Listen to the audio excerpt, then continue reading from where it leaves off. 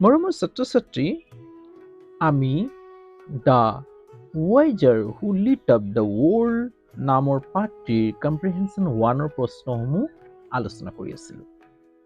মই A আৰু B দুটা ভিডিঅ' তোমালোকলৈ আগবঢ়ালোঁ। যদি ভিডিঅ'টো নাই চোৱা তেতিয়া চাই ল'বা। আজি আহা আমি C নম্বৰটো কৰোঁ। প্ৰশ্নটোত কৈছিল answer the following questions in complete sentences. তলৰ প্ৰশ্নসমূহ সম্পূৰ্ণ বাক্যত উত্তৰ দিয়া। চি নম্বৰ কি কৈছে? What is Al's full name? What কি? ইজ হয়।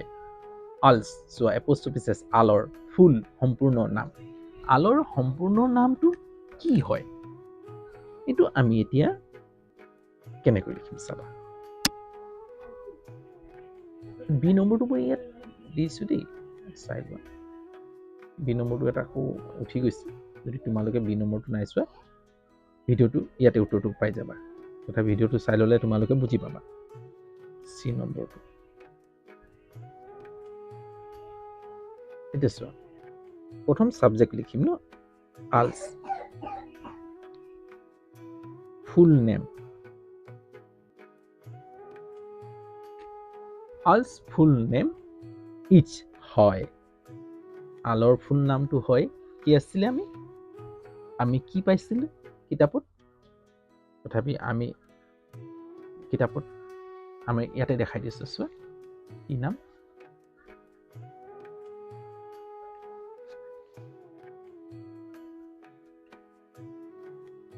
Thomas Alva Edison. কি নাম আছিলে? Thomas Alva Edison. এতিয়া আমি লিখিম ইয়াৰ থমাছ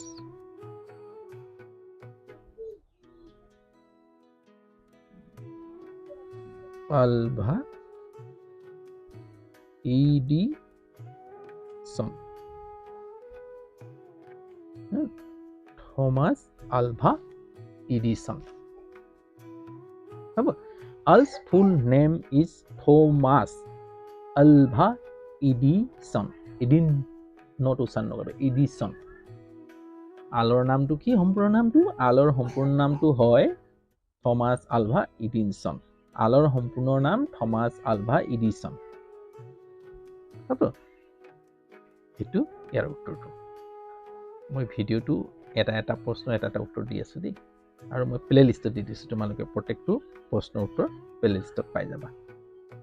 আজিলৈ হ'ব ইয়াতে ৰাখোঁ। যদি মোৰ এই বুজোৱাৰ পদ্ধতি যদি ভাল পাইছা, যদি কিবা এটা শিকিব পাৰিছোঁ যেন ভাবিছা মোৰ পৰা, তেতিয়াহ'লে চেনেলটো লাইক এটা কৰিবা, আৰু চেনেলত যদি নতুন তেতিয়াহ'লে চেনেলটো ছাবস্ক্ৰাইব কৰি ল'বা, আৰু সময়মতে এই ধৰণৰ ভিডিঅ'সমূহ পাবলৈ বেল আইকনটো টিপি দিবা, যাতে সময়মতে মোৰ ভিডিঅ'সমূহ পাই থাকা। আজিলৈ হ'ব। নেক্সট এটা ভিডিঅ'ত আকৌ লগ পোৱাৰ আশাৰে আজি ইয়াতে ৰাখোঁ। বাই।